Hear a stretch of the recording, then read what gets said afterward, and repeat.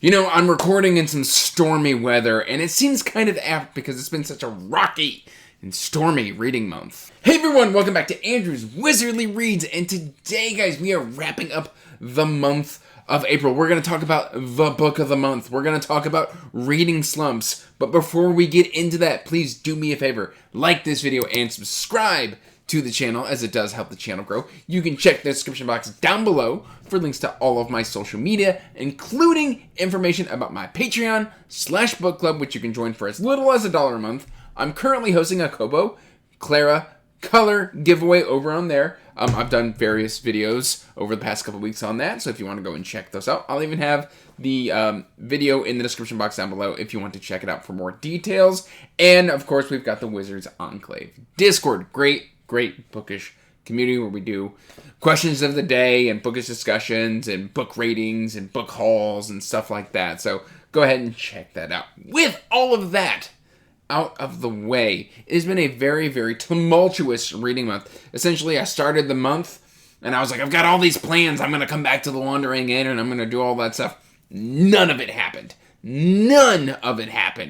I just ran face first into a wall. And my brain was just like, no fantasy, none for you.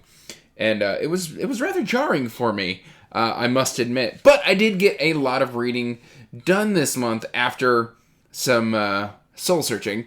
And I've been kind of sidestepping the slumps and just kind of, ducking and weaving and throwing some jabs at my brain, seeing what I can make stick. So I did continue on with some manga. We're going to start there with One Piece 10, 11, and 12. This is part of the read-along that I'm currently engaged with Nerd Level Rising, John from Talking Story, Philip Chase, Zach the Storytelling Dragon, Leslie from the Nerdy Narrative. All of us are currently making our way back through One Piece, and I'm having a good time with it. Currently back to the Grand Line, so that's been fun. And, I'm doing 3 volumes a month. So that went well. I actually just finished that today at the time of recording. So, very fortunate there. And when I say I got a fair bit of reading done, I actually did get a fair bit of reading done. I leaned heavily on my library to kind of get me out of whatever funk I was in. Initially, I reached for okay, I need something completely not fantasy. So I reached for thriller, action thriller, and I did The Dragon Factory by Jonathan Mayberry. I didn't love this. I'll be honest. If I had to give this a rating, it'd be like a C+ rating. There's a scene at the end that just made me really mad. And it, basically, I talked to us the main character, Joe Ledger, just goes through it. But at the same time, there was just eugenics and Nazis and genetic mutations and creating real world unicorns through science and stuff like that. It was just a bunch of really wild stuff. And it felt just a little overlong. And I just overall didn't end up loving this. I'll continue the series. It's going to be something I reach for whenever I'm in burnout because it's just kind of cheap popcorn food brain. Or brain food? Food brain? Brain food. Cheap popcorn brain food. That I can just be okay, I can tune out. I don't need to know all the details, but in the end, I know it does come together. Again, I liked it, just didn't really love it all that much. So there's The Dragon Factory. And then I did 2 books. Well, 3 books, technically. I did Deep Storm by Lincoln Child, and I think this is the Jeremy Logan or James Logan first book, despite the fact that it shouldn't be a part of that series because that character only appears in the book for 2 pages. But this is, again, another thriller. It's kind of the way I describe it, I think in my mid-month wrap-up, was it was like those early 2000s action adventures, or maybe even the 80s and 90s action thrillers that Hollywood would get their hands on and just absolutely destroy. It's one of those. It's about underwater lab. There's extraterrestrial stuff going on. It's not quite sci-fi. We've got very stereotypical military agents and people going crazy underwater, and just a bunch of crazy stuff happens. And it was good. I liked it. And again, B-. It again felt a little overlong. And by the time I was done with it, I was whew, that's done. I'm happy to be done with that.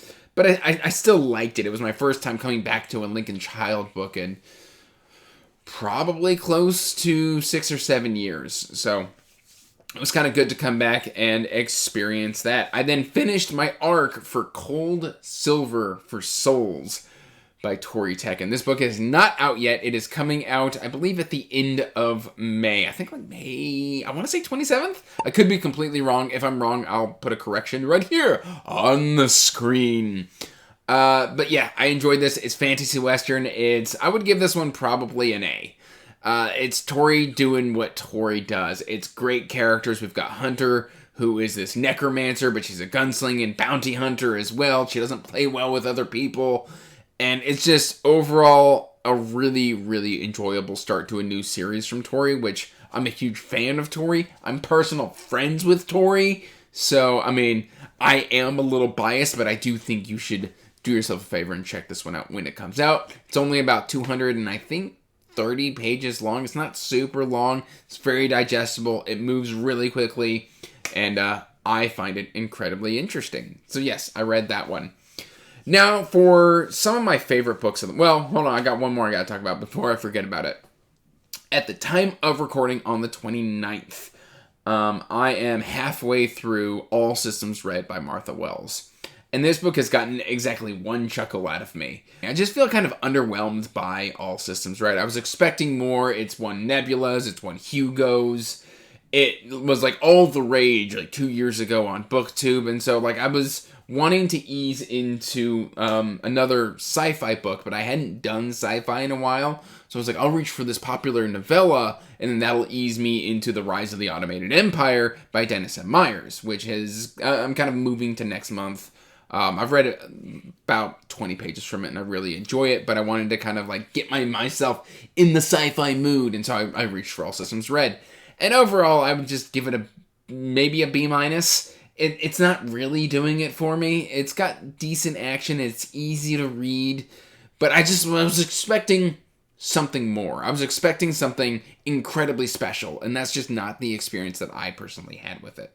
Okay, that out of the way, we're going to talk about the really special books from this month. Now, I wanted to read The Wandering Inn this month. But I started up book number 7. And immediately starts with just this really deep emotion. And I was not in the headspace for it. Like, I just couldn't process that level of emotion.